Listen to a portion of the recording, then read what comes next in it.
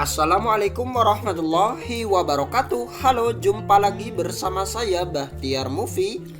Baik Bapak Ibu, pada video kali ini admin akan memberikan update informasi terbaru, yaitu terkait pendaftaran seleksi P3K di tahun 2023 di portal sscsnbkn.go.id.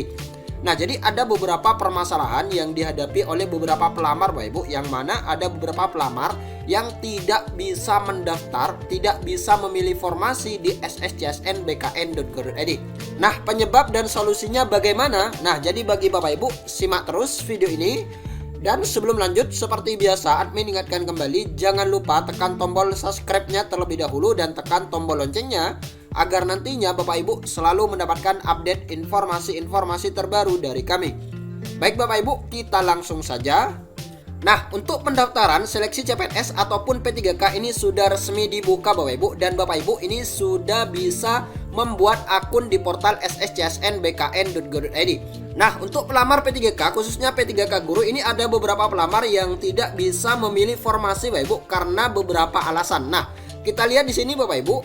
Nah, ada beberapa pelamar yang ketika mendaftar seleksi P3K guru ataupun memilih formasi tampil seperti ini Bapak Ibu. Kita lihat di sini. Mohon maaf, instansi tidak membuka formasi jabatan yang dapat Anda pilih.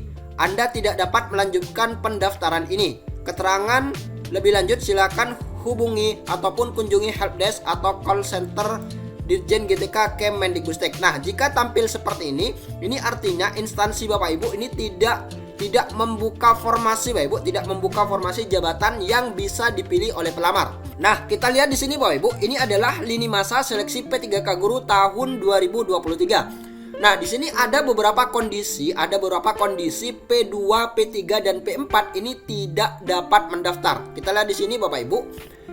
Nah, untuk formasi, kondisi yang pertama Bapak Ibu, yaitu instansi hanya membuka formasi kurang dari atau sama dengan jumlah P1.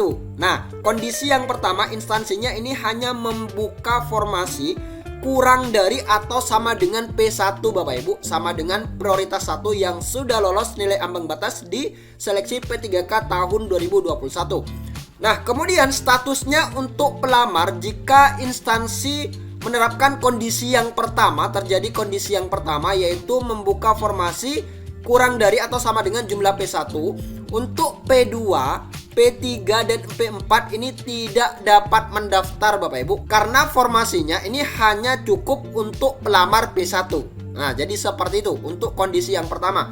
Dan untuk formasi, jika P1 yang mendaftar kurang dari jumlah formasi, nah jadi formasinya lebih banyak Bapak Ibu, P1-nya kurang, maka menjadi sisa formasi. Nah, jadi seperti itu. Ini kondisi yang pertama. Kemudian kondisi yang kedua Bapak Ibu, instansi membuka formasi lebih dari P1. Nah, jadi instansinya membuka formasi lebih dari P1 di instansi tersebut. Nah, status dari pelamar jika kondisinya membuka lebih dari P1, ini kita lihat di sini.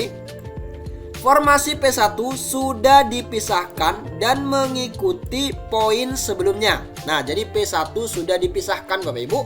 P1 sudah dipilah, dibedakan dengan pelamar lain. Kemudian lini masa pendaftaran dibagi 2 sesi. Nah, perlu diingat ada 2 sesi lini masa pendaftaran. Pertama, P2 dan P3 untuk memberi kesempatan terlebih dahulu melamar. Jika formasi masih tersedia, sesi berikutnya diberi kesempatan untuk P4. Nah, jika formasinya lebih banyak dari yang P1, maka ada 2 sesi pendaftaran. Yang pertama yang diberikan kesempatan adalah P2 dan P3 terlebih dahulu. Nah, P2 dan P3 diberikan kesempatan untuk melamar. Dan jika masih ada formasi yang tersedia atau formasinya lebih setelah P2 dan P3, maka akan diberi kesempatan untuk yang P4 ataupun pelamar umum. Nah, jadi seperti itu.